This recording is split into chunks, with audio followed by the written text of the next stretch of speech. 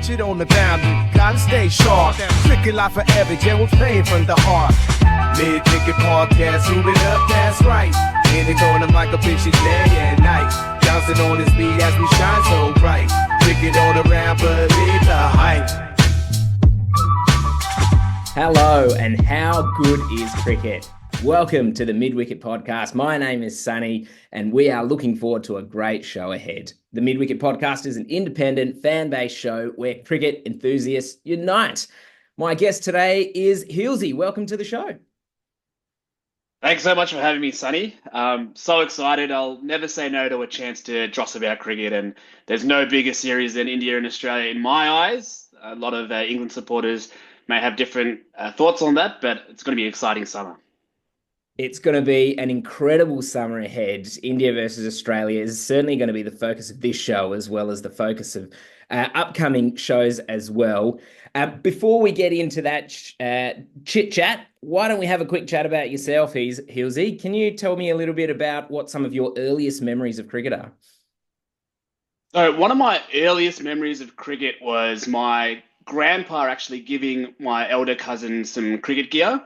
And being the younger cousin, and I was probably about 3 or 4 years old, I also wanted some cricket gear. So my grandpa went and sort of also bought me some cricket gear, not knowing at the time. He just bought me all these right-handed gloves and right-handed pads and all that.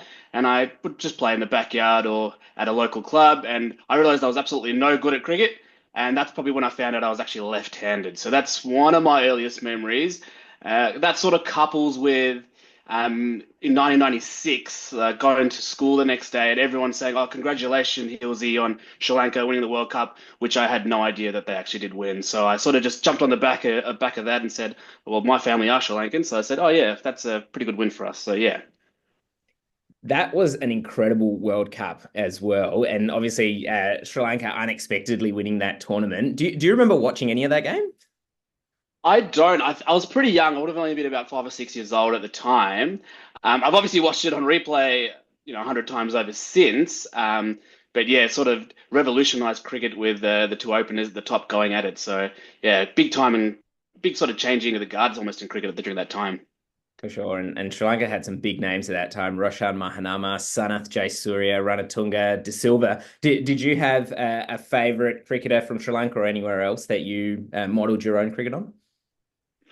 Look, it's not going to be a big sort of compliment to the player, but I tried to bat a little bit like Kumar Sangakkara.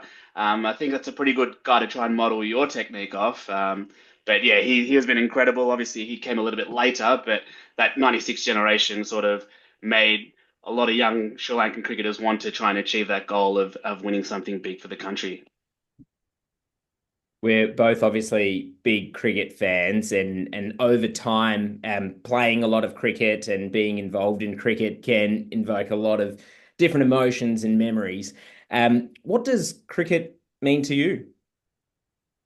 Look, cricket for me is actually such a big part of my life. I've played for a long, long time. I've been very lucky to play, a good standard of cricket here in Australia, but I've got to travel the world. I've got to play cricket in England, play cricket in Sri Lanka. So I've been very lucky. I still play now, well into my 30s.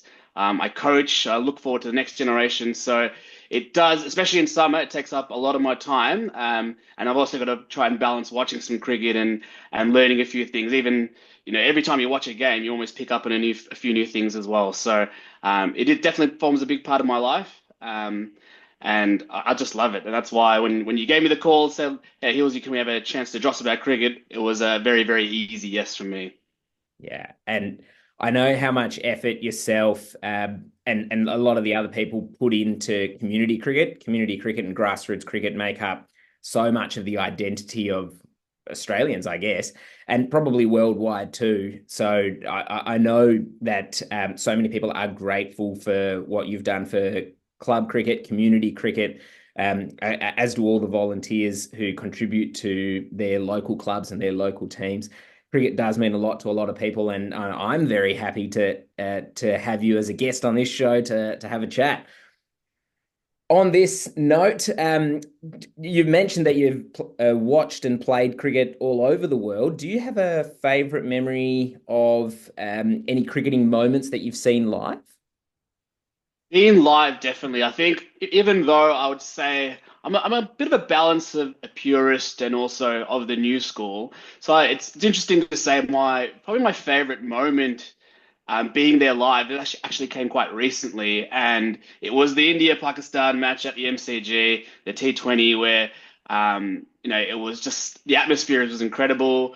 I wore a Pakistan jersey because my wife wore an India jersey, and I thought would just sort of ruffle a few feathers.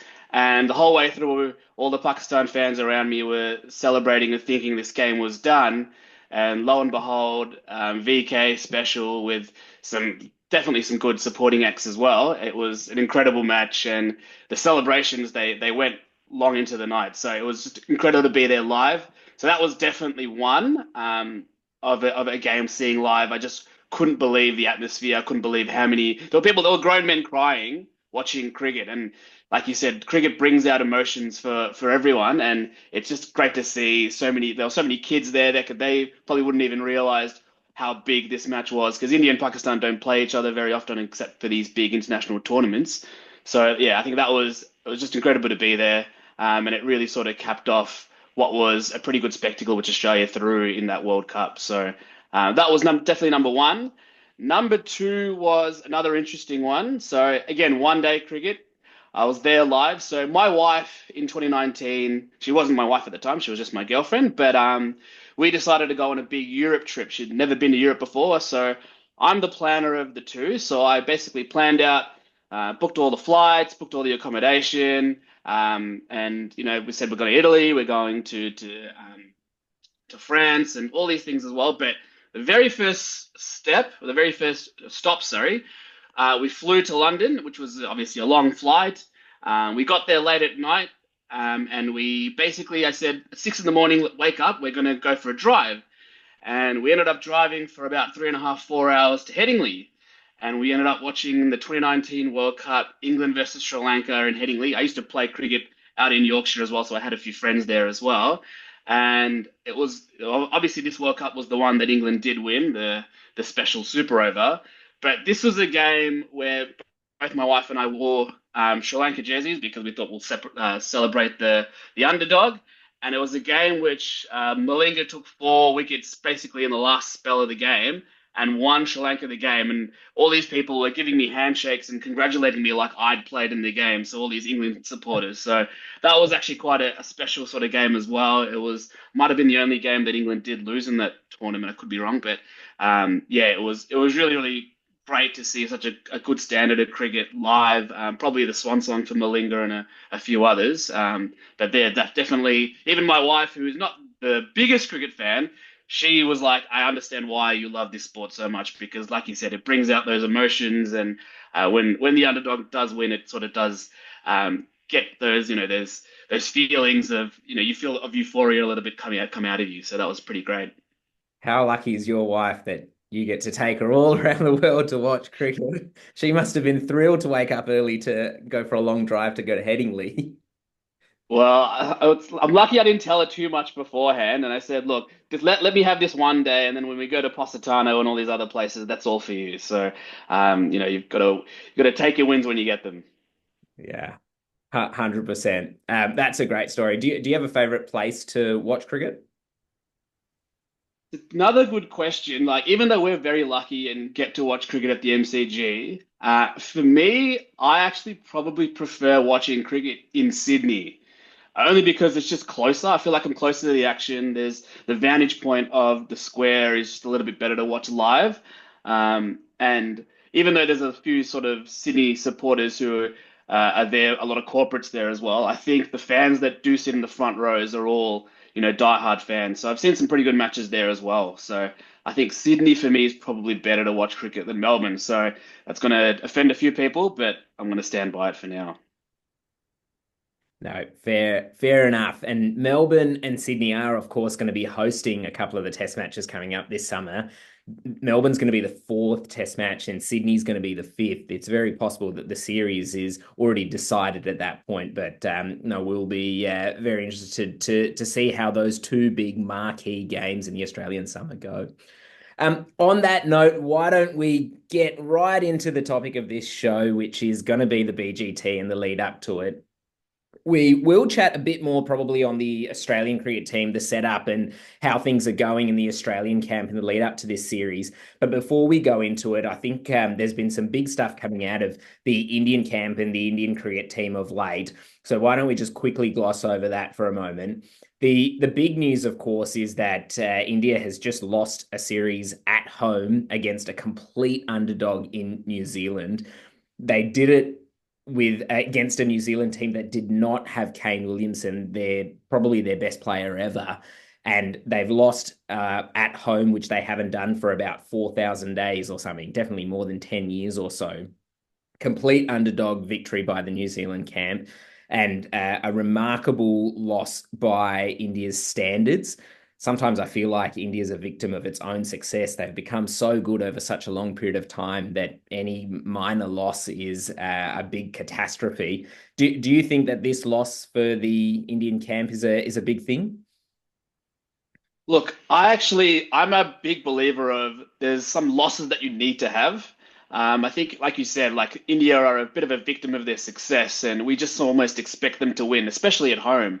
And I think it will actually put a bit of a fire in the belly of the Indian cricket team, and almost hopefully when they come out here, they're playing a much better brand of cricket, because it was a little bit, Gautam Gambhir has obviously come in now, and there's a little bit of a teething period perhaps for this Indian side. Even against Bangladesh, I think they got pretty lucky in that series before, where Ashwin sort of saved them from a batting collapse in that first or second test. So there has been a few little issues, but I think, like I said, it could be that loss that we need to have, because I think in the cricketing calendar, or that cricketing cycle, sorry, everyone is looking forward to Australia versus India. This Border-Gavaskar trophy is huge.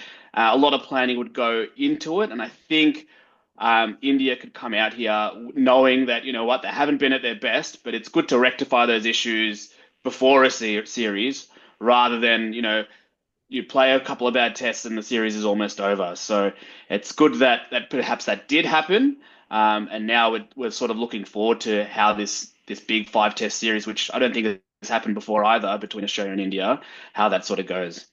Yeah, 100%. That first game in Bangalore was in overcast conditions. The first day was rained out completely, and then India got completely done by the seaming track that was offered up on day 2, and New Zealand took full advantage of that, and they've got a great fast bowling attack that allows for that to happen. Then in the second test in Pune, they've been spun out by a Mitch Santner-inspired team. Do you think it's a worry that India have lost a game to both pace and then spin on home conditions? For me, that could be a bit of an issue, but again, now there's an opportunity to rectify it. We've got 3 weeks before that first test. Are they going to get those types of conditions here in Australia? Probably not. I think it's going to be a lot flatter. The outfields will be a bit quicker. There might be a little bit of rain. Australia can be a little bit unpredictable. And Sydney's not this big raging turner it used to be in the 90s, where they used to always pick 2 spinners. So I think the wickets will be flatter. The day-night test in Adelaide is the one that possibly does worry me, because it might seam around there and it can be a little bit difficult to bat in those conditions. But I do think that India, like they've had that loss, they've had those losses in 2 different types of conditions. This is where the work sort of goes in. They've picked their side, and I think they've got to try and come out and have a game plan that's going to take 20 wickets to win those tests against Australia. And that's going to be a bit of an interesting talking point. Can they do it with the squad that they've got in? But I think I don't have any issues with runs. I think they will make runs. It's my issue is, will they be able to take 20 wickets in enough tests to win the series? And on that topic, let's get straight into the Indian squad, which has also been released this week. The big missing name in that is Mohammad Shami. He's not fit from his ankle injury, the one that he had surgery for pretty much after the World Cup loss from about a year ago in the 50-over World Cup. So the fast bowling squad for India is going to be Bumrah, Mohammad Siraj, Akash Deep, and then Prasidh Krishna. They're the 4 fast bowlers in that squad. They've also got an uncapped Harshit Rana. You mentioned, can they take 20 wickets? What do you think? Do you think that fast bowling lineup in Australian conditions are going to be able to back up? Look, my short answer is no. I think that's going to be very difficult without a Shami. And it's going to put so much pressure on Bumrah to take wickets because he is the leading bowler in India. And he's probably the bowler which is giving the batters in Australia nightmares of how they're going to approach facing him. But having said that, last time India were down here, they brought this third string attack with Navdeep Saini, T. Natarajan, who was a net bowler, who didn't even bring his batting gear, I'm told, to Australia. Never batted in the nets. And the first time he actually batted in Australia was in a test match. And they ended up winning in the Gabba and taking 20 wickets. So who am I to say that this Indian side can't take 20 wickets? I think it's going to be tough, but they're going to almost have to overperform like they did in that last time they were down here to be able to do so. But having said that, it might be a little bit different. I think there's a bit more emphasis on perhaps getting wickets through the spinners as well, even though the conditions might not favour them.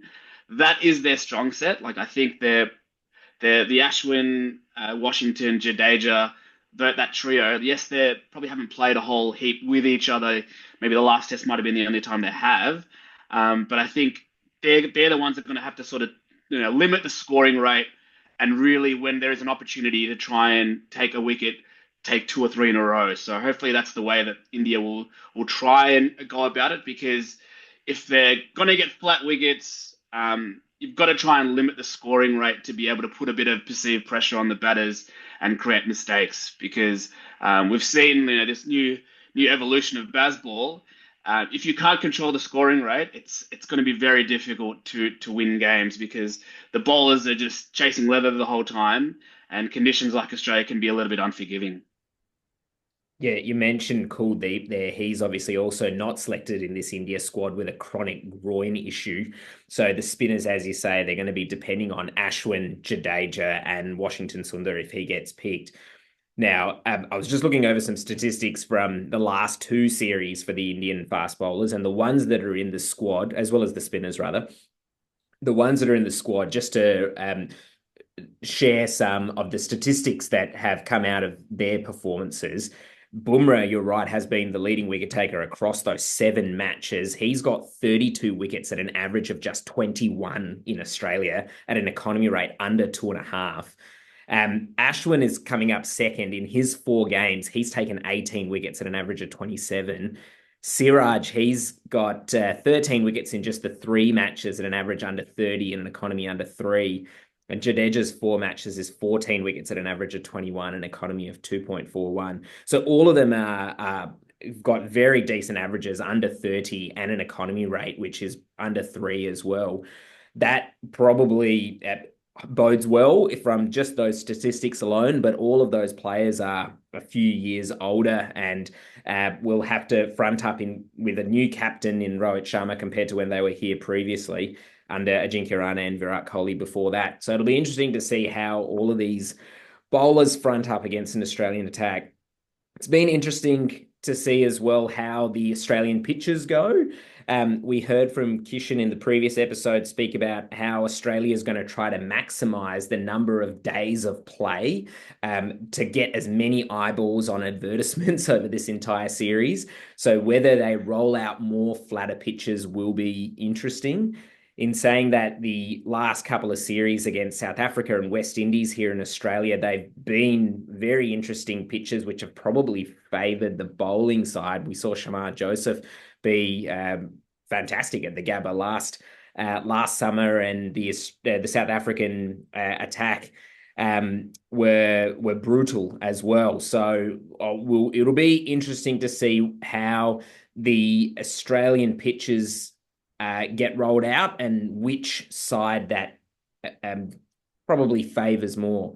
Australia, of course, have got a fantastic bowling lineup in their own right. Their big 4 backed up with Scott Boland, as well as maybe Michael Neser if he gets selected. Maybe there's other bowlers in the backup, but we'll get into the Australian lineup shortly. Why don't we have a quick break? let's come back and have a bit more of an in-depth conversation about the potential Australian squad who haven't quite been announced just yet.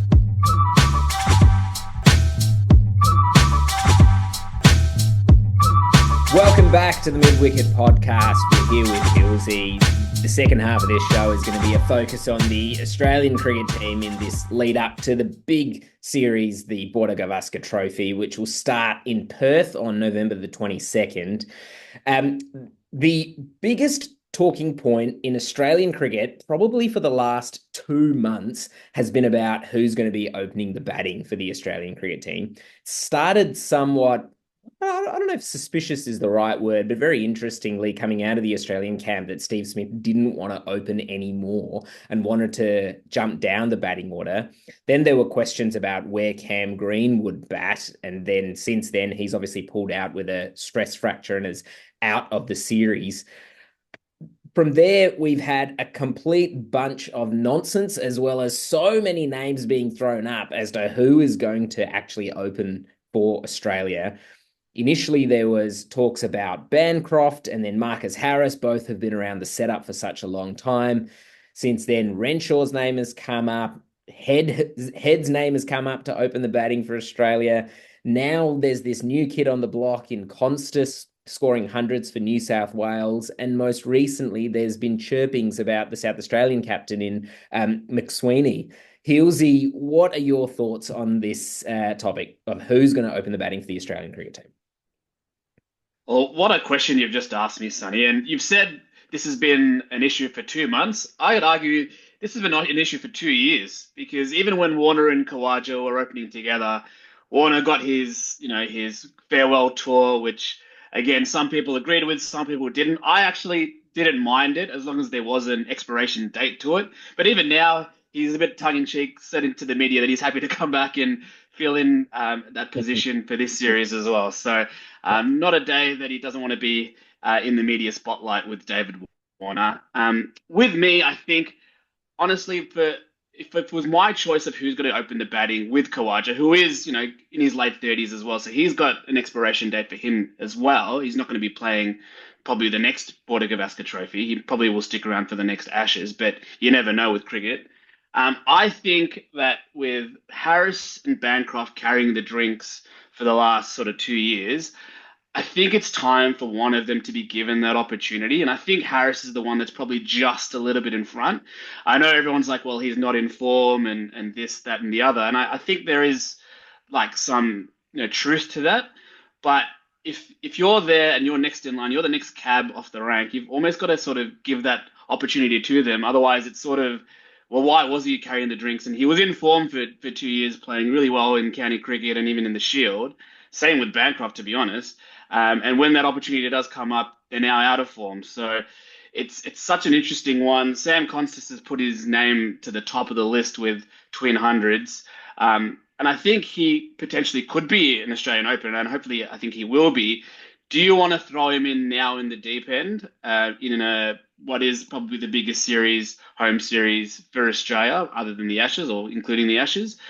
I think there is an opportunity for him to come in, but right now, if it was up to me, I'd go with Harris. I think, but that might be the Victorian in me, even though he's actually initially from Western Australia. But he's carried the drinks for a long enough period of time. Give it an opportunity, and if it doesn't work, you can give it to somebody else. For me personally, I think this actually is a little bit of poor planning by the Australian cricket team. Because you look at the New Zealand series, which was the last series, and yes, it was in February and March of this year. The conversation was, Smith, you're opening the batting so we can fit in all our best players. We can fit in Marsh, we can fit in Green. So I think the choice was made for Smith is going to open for this Border-Gavaskar Trophy, so we can fit in Green and Marsh. And now with Green out, Smith said, no, I don't want to open the batting. I want to come back to 4 where he has made all those runs. And I think you've got to pick an opener to open the batting. I know that sounds a little bit old school. I don't want to put my Ian Chappell hat on and talk about dinosaurs of the past. But with McSweeney, he is a middle order batter, and you're setting him up to fail by making him open. Even with Constas, yes, he's in form, but is he of test quality yet? we don't know. Is it worth throwing in the deep end? Potentially. But I think you've got to plan better going into a big series. I think you can adjust plans throughout a series. Like if Harris isn't working or if Bancroft isn't working, I think Bancroft's a little bit out of favour. But like you said, there's a big Australia A, India A game on right now.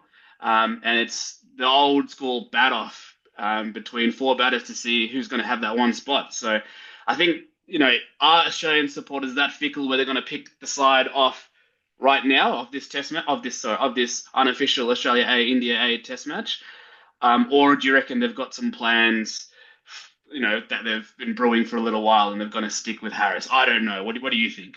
Oh, it's a tricky one, isn't it? And there's so many people with so many different opinions. Both Harris and Bancroft have scored a ton of first-class runs over last few years even. They've done it in Australia, they've done it overseas. So they're proven their mettle in the big stage or against quality lineups, and they've done it consistently.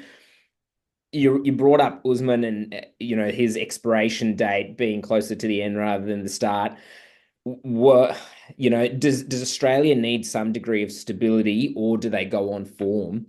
I'm interested to think about if this was a different opposition, if this wasn't such a big series, if it wasn't against India or the Ashes next year, if it was against West Indies or Sri Lanka, no offense to those teams, or New Zealand, would they have gone with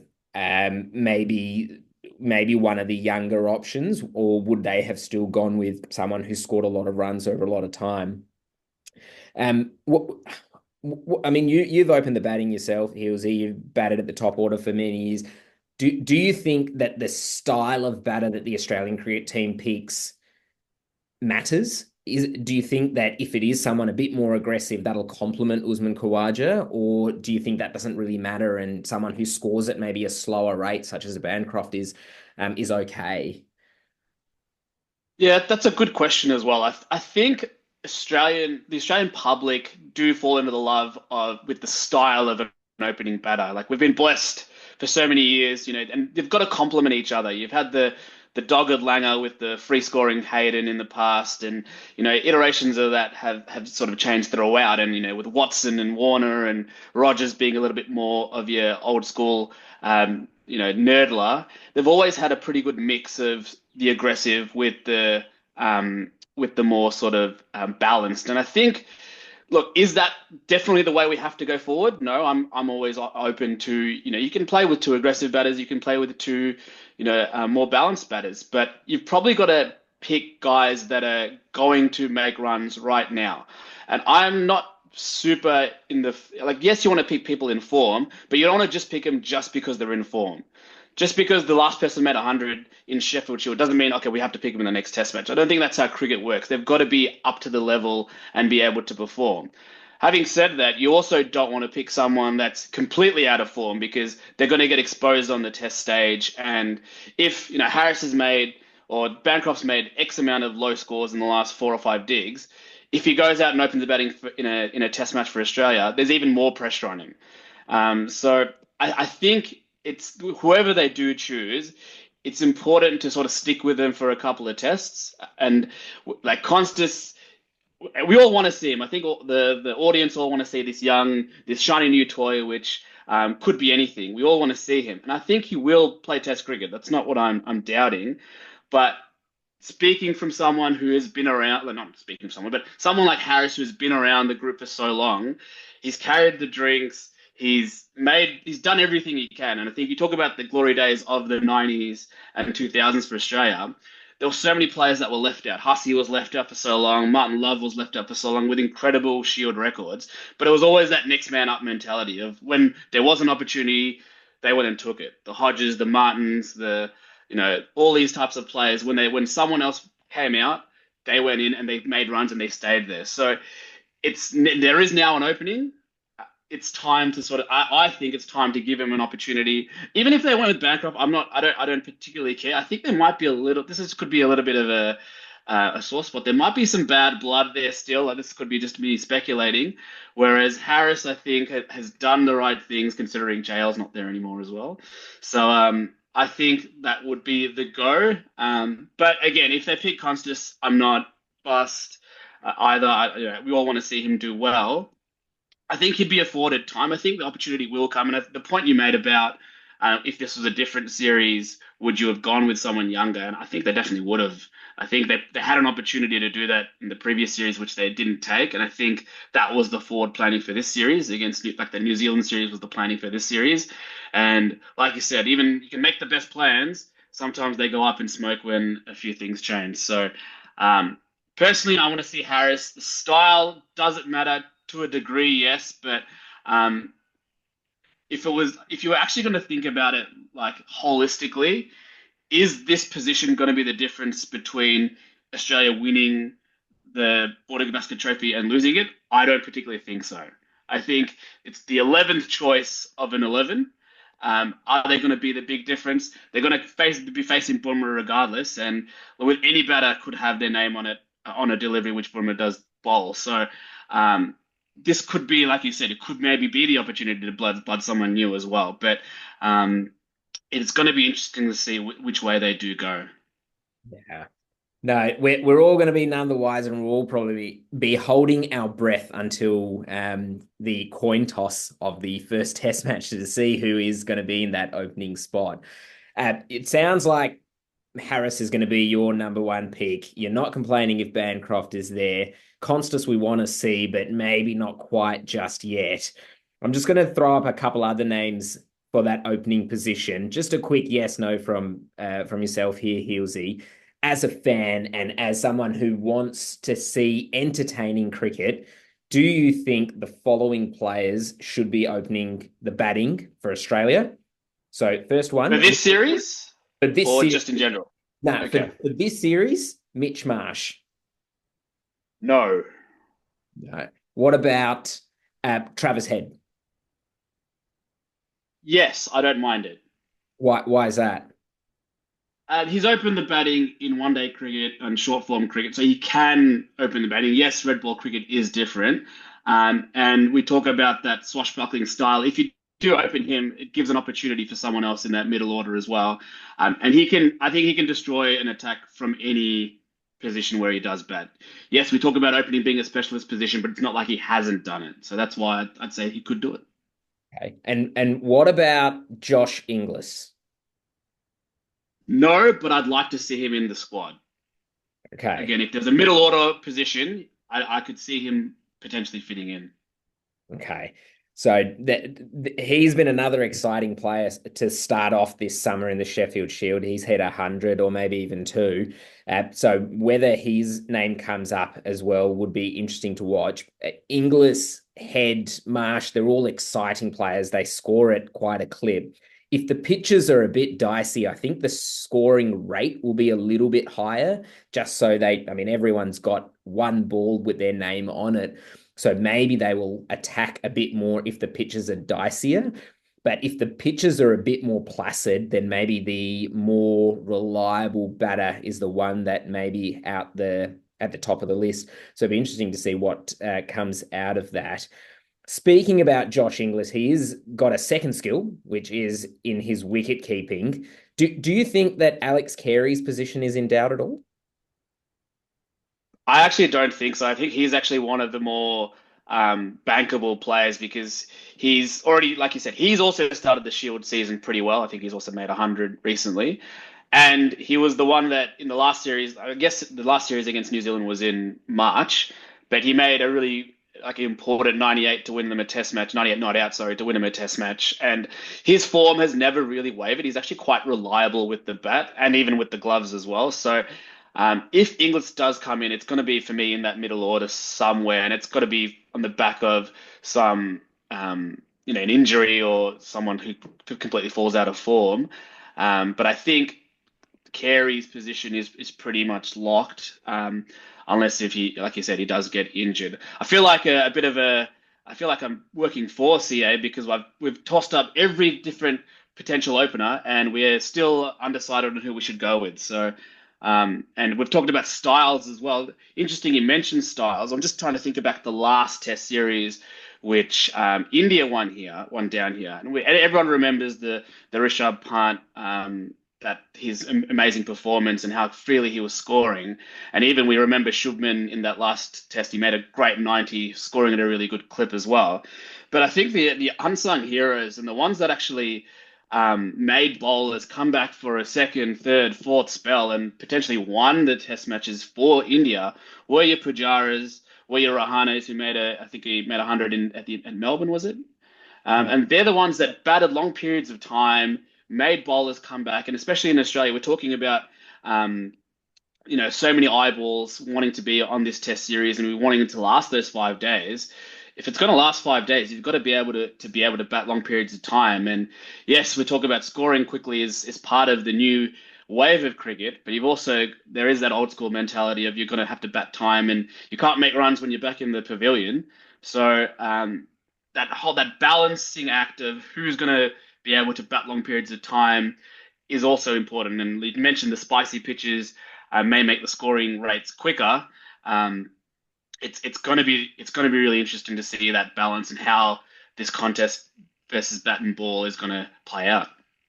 And it's such an exciting thought as well, which is, and there's two big behemoth teams. So this is what makes this summer so exciting. And that's why this podcast even started, is how exciting this series coming up. In regards to this, you mentioned Pujara and obviously holding up one end and really making the bowlers toil. It's a 5-test series as well. They say that long series, it's the bowlers that win tournaments and win series. Australia had 4 incredible, reliable bowlers, Cummins, Hazelwood, Stark and Lyon. They're almost all mentioned in the same breath whenever we speak about them. Do you think all 4 bowlers will play all 4 or 5 test matches? Look, I honestly think if Australia was planning for that to happen, it would happen. Like that's what they would want. The reality of it is, like, bowlers always want to be playing. I think Hazelwood's actually gone out in the media and said, if we can play all 5 tests, we'll play all 5 tests. But if they're out in the dirt and having to chase leather for long periods of time and bowl lots of overs, they might have to be managed. And I think Boland is going to play at some stage. He's shown his worth on the world stage already, and I think we talked about that next man up mentality. If he comes in, he's going to do well. He's going to certainly do a job. So I think that's not like I think like Australia would want to play all those 4 bowlers to play all 5 tests, but without a chop out of Cam Green and Mitch Marsh's bowling, we don't know how fit he's going to be able to bowl long periods of time, or long spells, sorry. And yes, you've got your part-timers in Travis Head, who's probably a bit better than a part-timer, and Marnus always puts his hand up to bowl, especially now in Shield cricket with interesting fields as well.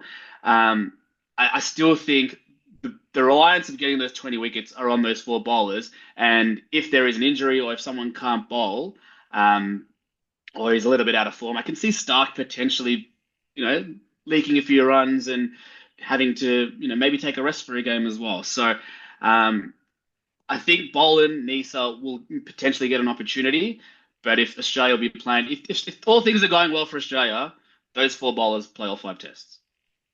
Is Todd Murphy a definite backup for Lyon? Do you think there's room for any other spinner?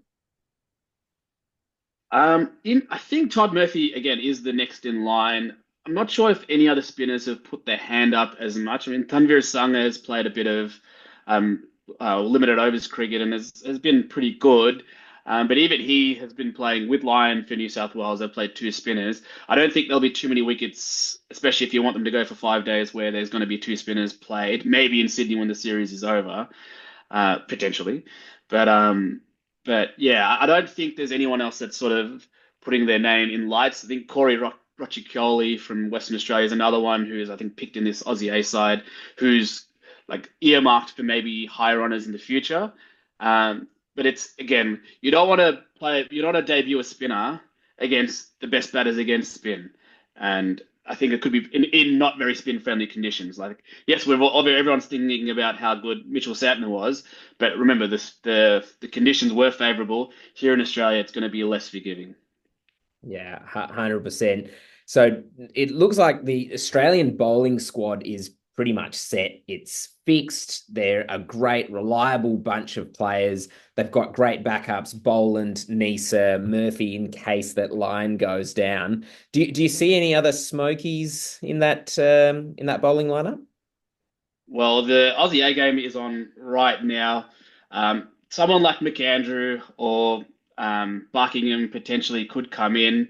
Again, I think it is a big series to debut someone. But Australia haven't used many other bowlers outside of their four and Nisa and Boland. I think Jai Richardson has sort of been injured and sort of lost his place in the side, and there's not too many others who have had that taste of Test cricket before. So it could be a bit risky in this type of series. I think in future series or even in short form cricket, just so they can get a bit of taste of international cricket, that could be a go. But at the moment, I'm not entirely sure they would do that. Again, like I said, they'll plan for those big four to play. Nisa and Boland are incredible backups as well. So from a fast bowling perspective, also, like you said, they're pretty set.